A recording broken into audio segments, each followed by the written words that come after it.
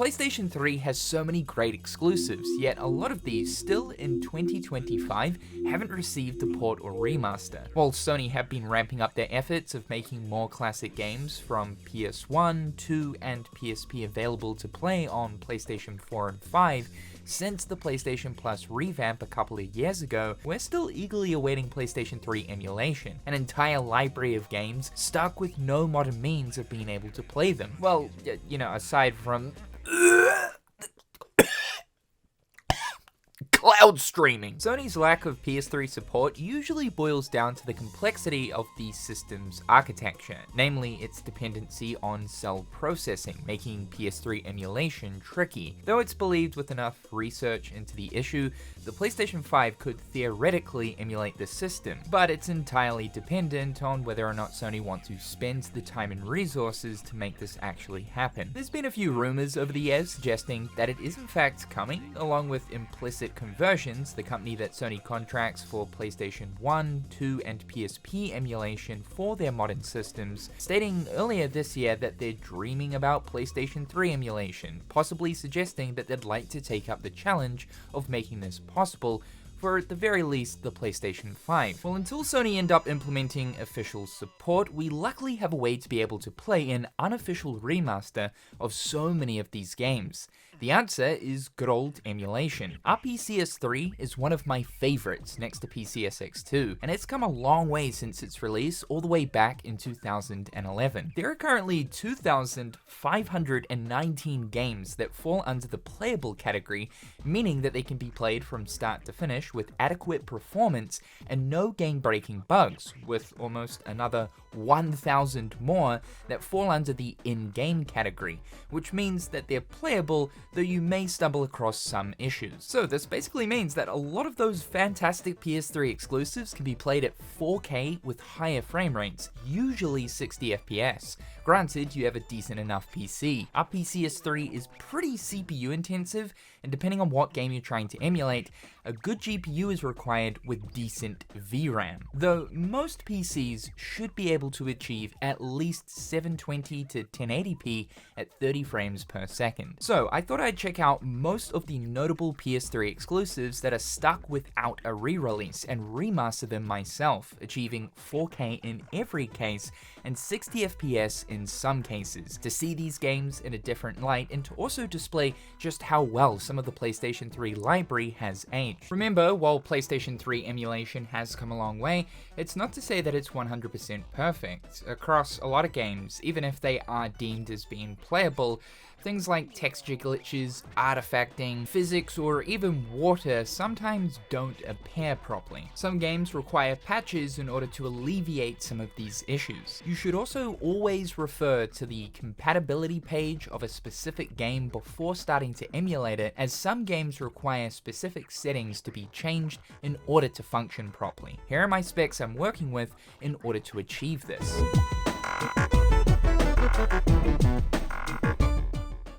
Let's start with the Ratchet and Clank Future Series releases.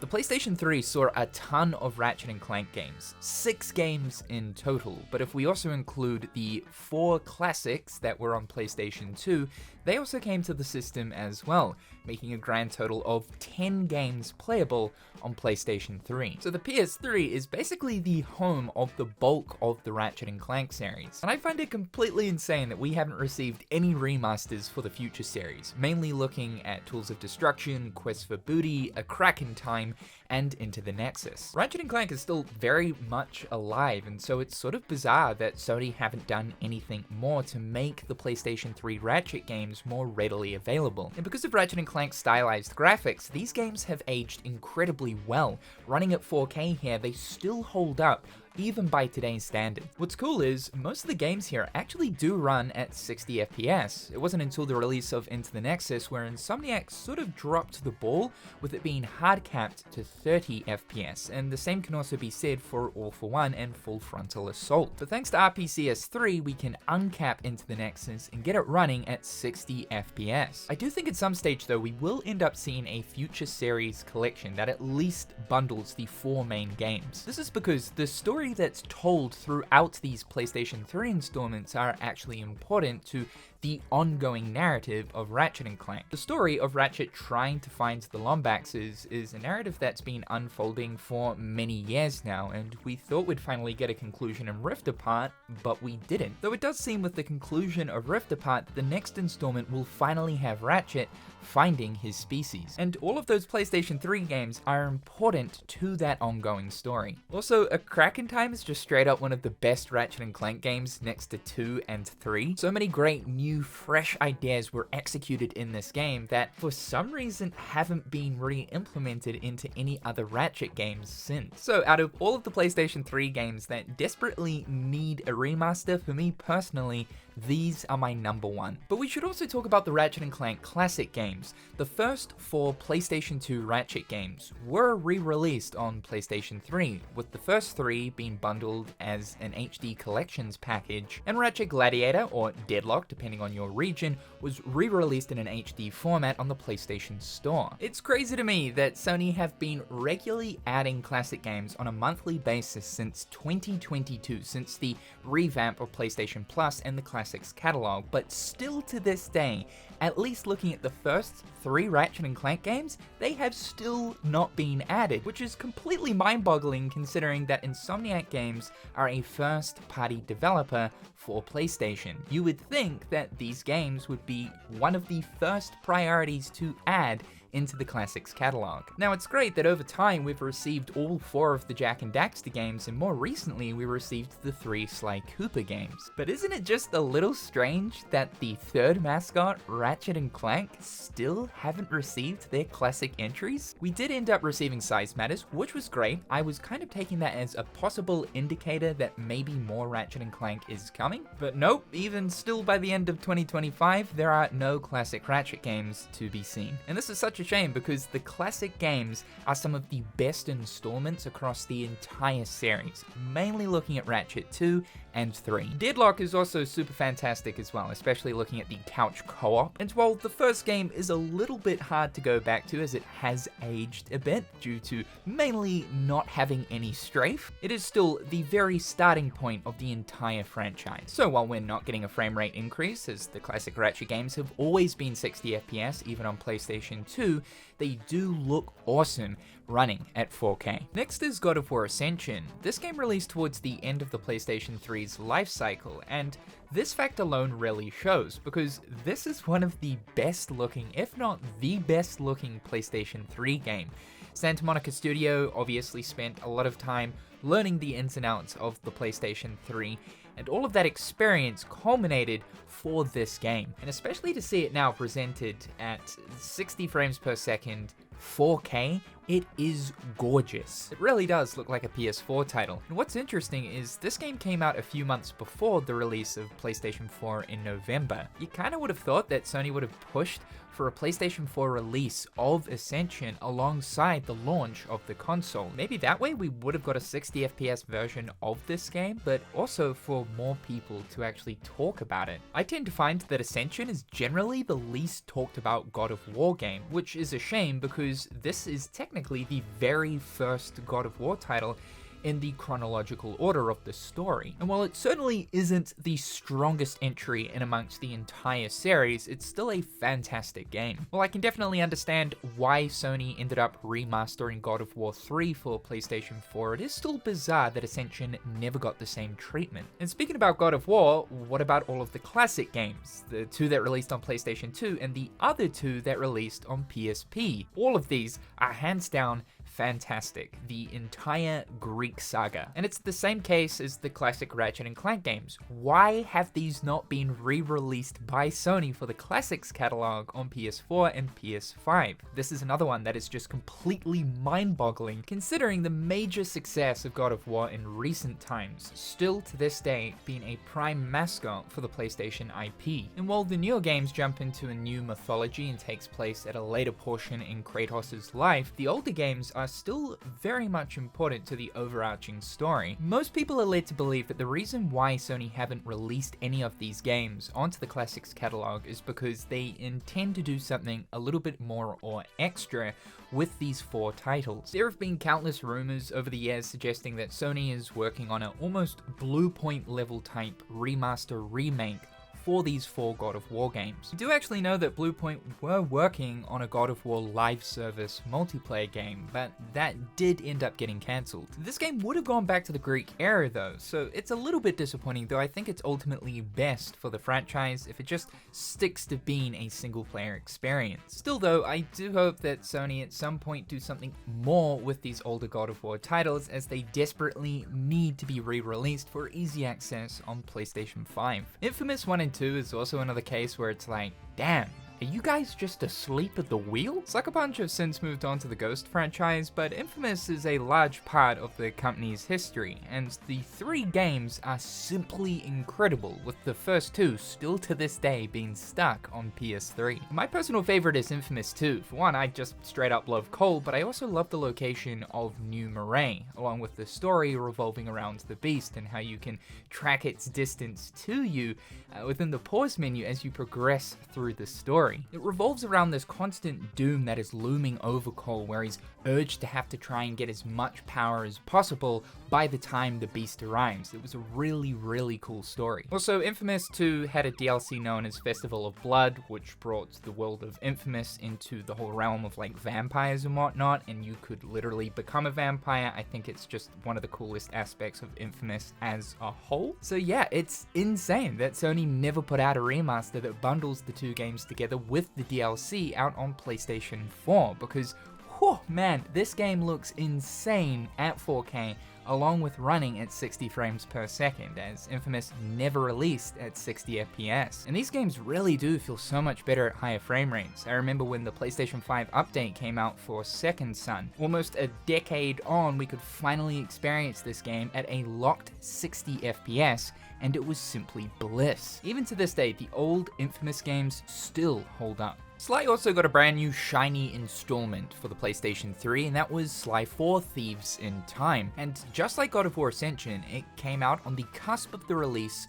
of the PlayStation 4. So why did this not receive a PlayStation 4 version? Thieves in Time is a bit of a controversial Sly game, mainly because it wasn't developed by Sucker Punch, but rather Sanzaru Games, the guys responsible for the Sly HD collection on PS3. But it was also the story that was presented throughout this game too. While I think that Sly 3 definitely holds the better story compared to Sly 4, I think that overall the experience of 4 is actually better than 3. And personally, I think that Sanzaru Games did a really great job of making a modern Sly title that retains that Sly Cooper formula. While the game did run at 60 frames per second on original hardware, it obviously didn't run at 4K. And my god, the presentation is immaculate. Even by today's standards, Thieves in Time looks incredible. Thanks to its stylized graphics, it means that the game has aged very well. Because the game never got a PlayStation 4 version, it means that right now it is still stuck on PlayStation 3 and also PS Vita. It's a damn shame because aside from a few sticky aspects, I think that this is still a fantastic Sly Cooper title, even though it's not Sucker Punch developed. Insomniac were on some type of drug throughout the PlayStation 3 generation, because not only did they release a staggering amount of Ratchet and Clank games, but they also birthed a brand new IP, the Resistance series. Fall of Man was one of the launch titles for the PlayStation 3, and it was a pretty good one at that. I wouldn't go as far as to say that Resistance is a groundbreaking first-person shooter, but its premise was certainly unique. Taking place in an alternate history 1950s during an alien invasion, yeah, it was pretty cool. Number 2 was my personal favorite for the refinement in the gameplay and controls. One issue I always had with PlayStation 3 first-person shooters was the control scheme, how aiming down the sights was generally bound to the click of R3 and shooting was generally on R1. Because this is an emulator, it means that we can remap controls and we can finally play the Resistance series with more comfortable feeling control scheme. While I do think that all 3 of these games are really great for the story, although number 3 sort of dropped the ball a little bit in the story department, in comparison to modern day shooters, they haven't aged particularly well. Looking at least the very first game, it certainly is an FPS from 2006. That being said, around the same time we had first-person shooters like Halo 3, Call of Duty 4, BioShock, Half-Life, but it was nice to see Insomniac doing something a little bit different, moving away from the third-person shooter genre and into first-person, along with something a little bit more mature, which was definitely a departure from Ratchet and Clank. Before Guerrilla Games started working on the Horizon series, they were known for Killzone, debuting on PlayStation 2, with Killzone 2 and 3 releasing on PlayStation 3. Killzone was always hailed as PlayStation's own Halo, their mascot-leading first-person shooter franchise with an okay multiplayer component along with a very decent story. Of course, it never gained the same type of traction that Halo did, but there is certainly a cult following for the Killzone series. Guerrilla Games have always been a masterclass at visual presentation, with the very first game being considered one of the best looking PlayStation 2 games, and the same can also be said for Killzone 3, harnessing the PlayStation 3's capabilities to its absolute limits. While Shadowfall didn't quite hit the same heights as its predecessors, it was a PlayStation 4 launch title and was a great demonstration of what the next generation of consoles at that time were capable of. I decided to only enhance Killzone 3 here to bump it up to 60 frames per second and 4K, mainly because it's considered to be the more cinematic experience compared to Killzone 2, and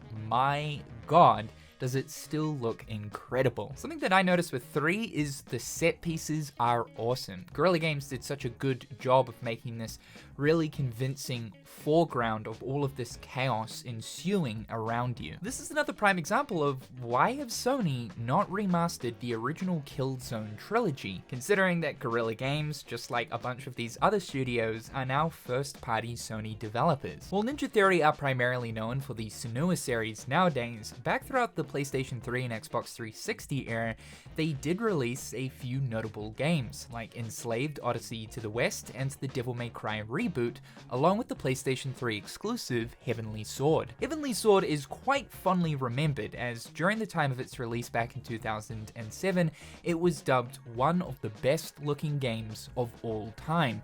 It was supposed to be the game you owned if you had a PlayStation 3. And fun fact, while I had heard so many different things about Heavenly Sword, how it's got this cinematic hack and slash combat system that's akin to something like God of War, but isn't as fast paced as something like that, but the presentation is out the gate with these large scale battles and tons of enemies on screen with cool cinematic movesets. I hadn't played this game up until recently. Admittedly, yeah, the presentation of this game is incredibly wowing, especially seeing it at 4K here, though the gameplay does tend to get a little bit repetitive. While the Heavenly Sword can transform into 3 different weapon types that have their own unique movesets, the game's flow is primarily just combat encounter after combat encounter. One of the criticisms that was thrown at this game was the game's length. It's quite a short experience, and that's because there really isn't much going on between each combat encounter. There's no real form of exploration or platforming. It's just sort of moving forward and you fight the next group of enemies, or you participate in a quick time event to traverse somewhere else. The Kai levels where you have to use a crossbow to shoot enemies using the PlayStation 3 6-axis motion controls also sucked. This was during a time where any of the first-party PlayStation 3 games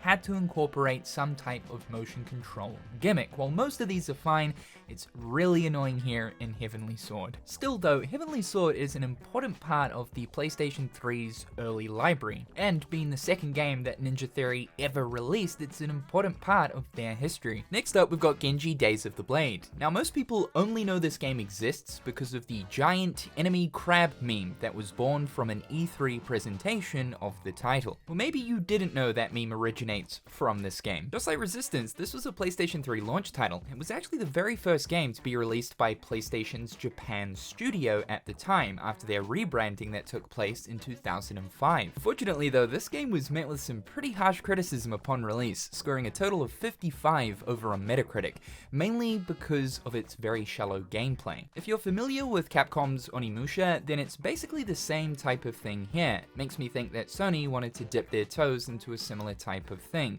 though the only difference between Genji and Onimusha is that Onimusha sure is actually a really decent video game series. This game is actually a sequel to Genji Dawn of the Samurai that only released 1 year prior on the PlayStation 2. While I haven't played the first game for myself personally, what I have seen online is that most people prefer the first installment over the sequel on PlayStation 3. I ended up playing this for a few hours because I wanted to understand where all of these criticisms were coming from. Sure, while this game is most definitely far from being a really decent hack and slash action game, I think that it's perhaps not as bad as people make it out to be. You get to play as 4 different characters and you can switch between them on the fly. There's also multiple different weapons that you can equip, with each weapon containing its own unique combo. But the game's combat system is quite slow and isn't very methodical. If you are comparing it to other action games that came out around the time, like Onimusha, Devil May Cry, or Ninja Gaiden, it ends up looking like a cheap bootleg by comparison. It's not completely awful,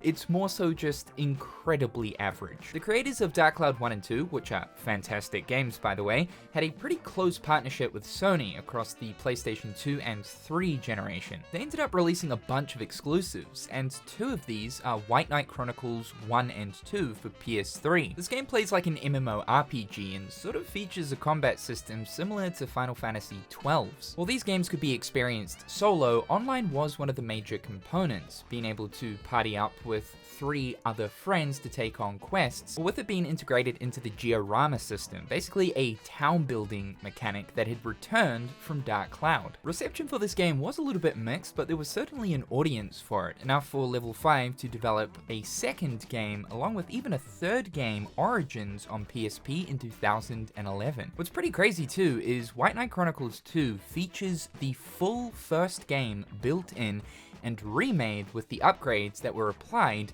to number 2. And you can play both games seamlessly, starting with the first game and using that character that you had leveled up and obtained gear for in the first experience and transfer them into the second game. This means that there's well over 100 hours of game time here between the first and second game as one big experience. You guys remember Puppeteer, an incredibly unique side-scrolling platformer that unfortunately released right at the end of the PlayStation 3's lifecycle in September of 2013, only to be overshadowed by the release of PlayStation 4 2 months later. Again, this is another case of why didn't it come to PlayStation 4 if it released so close to PlayStation 4? This was developed by Japan Studio, and while these guys didn't really have a great track record throughout the PlayStation 3 generation, this is hands down their best game for PS3. This game is presented as if you're an audience member watching a puppet show. Between the really unique art style and awesome level transitions, along with some really impressive cloth physics, as scissors are your main weapon here, which is both integrated into combat and platforming. Throughout each stage you can find different puppet heads, being able to hold up to a total of 3 at one time. These act as both HP, but also have unique use cases. It's honestly one of the coolest side-scrolling platformers I think I've ever played. Anyone that's a fan of this genre and hasn't played this yet should absolutely add it to their priority list. And also, Coupert is a really cool protagonist. It is criminal that Sony never decided to make a PlayStation 4 port of this game. Unfortunately, you can't play this game at 60 frames per second on RPCS3, as doing so will cause issues with the game's physics. It'll primarily hinder Koutaro's jump height, meaning that most jumps throughout the game you simply won't be able to make anymore. This is quite a common occurrence for games that were only ever designed with 30 FPS in mind, so unless someone actually goes ahead and makes a 60 FPS patch, this game is locked to 30. So honestly, because of the aesthetic that Puppeteer is trying to go for, 30 FPS is actually quite fitting. Square Enix's Drakengard 3. In recent times, there has been high demand to remaster both the first game and the third game through the boom in popularity of the Nier franchise. This is because Nier is a direct offshoot of Drakengard 1's ending E, which was originally supposed to be a joke ending, but in classic Yoko Taro fashion, he decided to create an entirely new franchise based upon it. Most people don't really consider Drakengard 2 to matter or even be canon in some cases, as Yoko Taro didn't work on it, so the first game and the third game here are what people tend to pay attention to. And with Drakengard 3 acting as a prequel to the first game, it is, in a way, connected to the Nier franchise. Drakengard 3 is a pretty basic action RPG if we're talking strictly about its gameplay. At best, it really is just mediocre, though I would suggest anyone who is a fan of action RPGs or hack and slash games to at least give this one a go, especially if you are invested in Nier's story. Most people that are attached to Drakengard don't really rave on about the fantastic gameplay it includes, but it's generally more so for the characters and its lore. What's weird about this title though is Drakengard 3 came out in December of 2013, 1 month after the release of PlayStation 4. So it's a really strange move on Square Enix's behalf that they didn't end up releasing this on the system. If that had been the case, to this day you'd be able to play Drakengard 3 on your PlayStation 5. However, due to the boom in popularity for Nier in recent time, there is a good chance that maybe one day Square Enix might decide to either remaster Drakengard 1 and 3, or hopefully remake them. You definitely didn't own a PlayStation 3 without playing at least one of the LittleBigPlanets. After all, Sackboy became a mascot for the PS3 generation. My personal favorite is LittleBigPlanet 2. Here we've got it running at 4K, but unfortunately, similar to Puppeteer, we can't get the game running at 60 frames per second as it does cause some issues. LittleBigPlanet was awesome though. It was the introduction of Media Molecule and the ultimate play, create, share game. Being able to fully customize your sack person along with stickering up the pre-made levels, and also not just create levels, but design basically games within LittleBigPlanet was something incredibly refreshing for the time.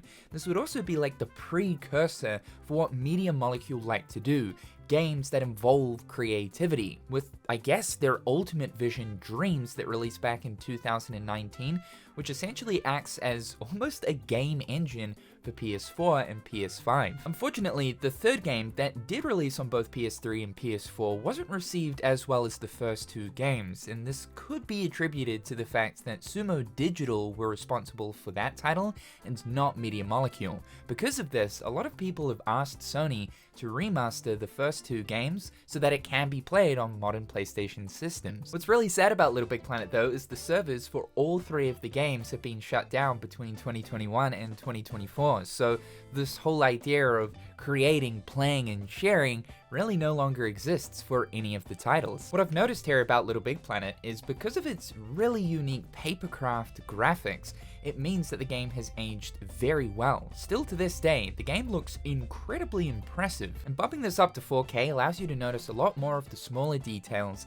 that Media Molecule put into the visual design of this game. Another really great PlayStation 3 exclusive that incorporates creativity is ModNation Racers. This was basically the LittleBigPlanet of kart races at the time. Even though 2 years later, the same developers of ModNation Racers would go on to develop a kart racer for LittleBigPlanet, I think that ModNation Racers is actually the better product out of the two. While the game's kart racing gameplay was pretty serviceable and fine, it certainly wasn't breaking any bounds by beating out Mario Kart or anything. What was really unique about this, and is still unique about this to this very day, is the level of customization it offered, allowing you to create your own character, your own kart, but also easily create your very own racetrack. San Diego Studio and United Front Games pretty much borrowed the LittleBigPlanet philosophy of play, create, share, as you could share and also download any of the karts, characters, or custom racetracks. And the racetrack designer tool for this game is actually really impressive. It's super intuitive and really streamlined and easy to use. And the auto-populate feature was super cool. As soon as you finish designing your track, the game would ask if you want to auto-populate. This would automatically place props and decor on the outside of the track, turning it into what feels like an officially made track before your eyes. Again, this level of customization has not been seen in a kart racer since. It really is the only kart racer to ever do this. The game looks even better here at 4K, and yes, we can play this one at 60 frames per second, which feels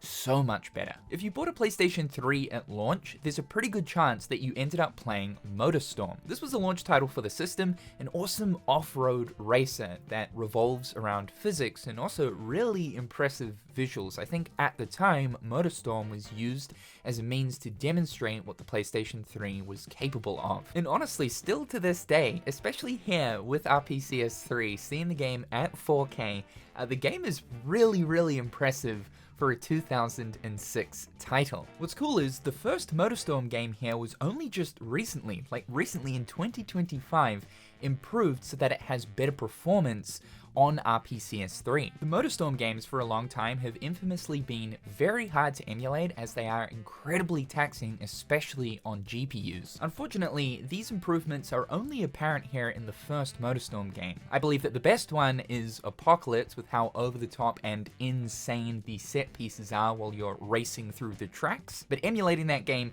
is incredibly difficult. I tried my absolute best, and the game would not stop stuttering. So for the time being, the first game is at least in a more playable state, which is a great start for the preservation side of the Motorstorm franchise, as these games are really good. It's surprising that Sony never made a remastered pack or collection for Motorstorm, considering how many releases it saw throughout the PlayStation 3 gen. I don't suppose you guys have heard of a game called Folklore, a really obscure detective action RPG that revolves around Irish mythology. This was actually the very first PlayStation 3 game I ever played. And I remember back when I did play it, I was totally confused as to what to do, where to go, how to play, but remember being put in a trance with the visuals that were on display for this game. Remember, this is a 2007 video game, and honestly, I think for the time, the visuals were actually really impressive. Colorful, vibrant, and most importantly, otherworldly and just totally strange. Now, I haven't played this game since 2007, so dipping back into it recently was actually quite nostalgic. I'm sort of motivated to see the entire experience through. The game didn't end up receiving rave reviews or anything upon release, but to this day, Folklore does have quite a cult following. It's certainly one of the more obscure PlayStation 3 games, where you're either going to love it or completely hate it. Although the combat system is a little bit bland, I actually like it. You absorb the folk creatures that you find within the Celtic otherworld, and each folk can be utilized as a special attack whilst in combat. Unfortunately, there were planned to be 2 more Folklore games, a PSP entry and a PlayStation Move entry, but due to the poor sales of the first game, Sony denied the request. I think that more people need to play Folklore though. While I haven't personally finished it for myself just yet, I do get the feeling that it is one of those hidden gems of the PlayStation 3 generation. Tokyo Jungle, developed by Japan Studio in 2012, this is incredibly obscure. Taking place in a post-apocalyptic Tokyo where nature has taken over, you assume the role of many different animals trying to survive. It's a survival action game where the goal is to, well, survive. Playing as either a carnivore or a herbivore, your goal is slightly different. You've got a hunger meter, so you need to eat, as well as a lifespan, meaning that in order to continue the game forward, you need to find a mate in order to breed so that you can move on to the next generation. It's a very different game, but kudos to Japan Studio for doing something totally out of the box. Nowadays, you'd consider this game to be a roguelike, and you know what? It's actually kind of good. If you're a herbivore, you're playing it safe by stealthing through long grass and staying out of sight from predators to try find your next nutritious plant to eat. And if you're a predator, it's eat them or be eaten. Because of its almost roguelike setup, the game does have this addicting gameplay loop to it, where you might be able to survive for many more years compared to your previous. This came out towards the end of that time period where big known development studios would create these niche, really obscure video games, something you don't tend to see too often now due to the big boom in the indie space. I also like how there is actually a story mode, like there is Tokyo Jungle lore that hones in on each of the different animals that are trying to survive in this post-apocalyptic Tokyo. It's an incredibly niche game, but definitely one worth playing. And it's sad that it never got a re-release on the PlayStation Store for PS4 and PS5. Yakuza Dead Souls. As it stands, this is the only Yakuza game that Sega haven't made a remaster or remake for, and is still locked on the platform it came out on. This game is a non-canon spin-off to the Yakuza series, a real what-if scenario where the Yakuza universe is suddenly thrown into a zombie apocalypse. Because this game is no longer easily accessible, it means that quite a lot of hardcore Yakuza fans actually do want Sega to go ahead and greenlight a remaster or even a Kiwami edition of the game so that it can be played on modern systems. But this game unfortunately didn't really receive too well when it launched, and it's also a spin-off, so it's probably not high up on the priority list. I have seen nowadays though that a lot of of people actually consider Dead Souls to be not as bad as people say, and honestly, after playing a few hours of this game, yeah, I believe them. The two major issues that people had with Dead Souls when it first came out was, one, the performance. There are frequent frame drops when playing on original PlayStation 3 hardware that would absolutely hinder the experience, but also awkward controls. The controls take a little while to get used to, they're not exactly the most intuitive, which can be a little bit frustrating when you're first starting the game. However, at least looking at the performance side of things, this issue can be alleviated when emulating. No more massive frame dips or stutters, we are at a locked 30 frames per second. Unfortunately though, we can't achieve 60 frames per second here as a patch doesn't exist, and manually forcing the game to run at 60 frames per second will cause speed issues. It's not an amazing game by any means, but it quite literally is just Yakuza and the stuff that comes along with Yakuza crossing over into a third-person zombie shooting game. And that's actually kind of cool, to be fair. It's arcadey as arcadey gets, but the game is in need of some desperate quality of life improvements, and a re-release would hopefully give us that. But until that happens, the best way to play this game as of right now is through emulation. I was thinking about leaving this one out just because I had some major issues while trying to emulate it, but I'm deciding to throw it in. That would be Lair. Out of all of the games that I have emulated here, this was the one that gave me the most problems while trying to emulate. Emulating this game at 4K is incredibly taxing. I tried to lower it down to 1440p, but even then I was still having quite frequent stuttering along with crashes. Unfortunately, the water also has major texture issues whether you're playing on OpenGL or Vulkan, and even changing all of the settings to the recommendations found on the compatibility page or through various forums as I was desperately trying to figure out a way to optimize this experience, I just couldn't quite get it to work. So until further progress is made with RPCS 3, or if you have a GPU with probably more than 24 gigs of VRAM, I would say that right now emulating this, at least looking at higher resolutions, is currently unplayable. What I will say about Lair though, is I actually sort of enjoy this game. That fantasy of being able to ride on a dragon, surrounded by massive landscapes, and bombard enemy ships and groups of troops. It's kind of like the dragon segments from Drakengard, but actually a little bit better. The first time I played this game, the patch that allows you to switch the control scheme from 6-axis motion controls to just regular analog stick controls had already been applied, so that was my first experience playing Lair. The biggest issue that people had with Lair when it released back in 2007 was that you had to use motion controls, which just flat out made the game experience completely unfun and borderline unplayable. And it was through the insane feedback that Factor 5 received that forced them into making a patch to allow you to use analog stick controls. I think though, by the point of them releasing the patch, which wouldn't happen until 2008,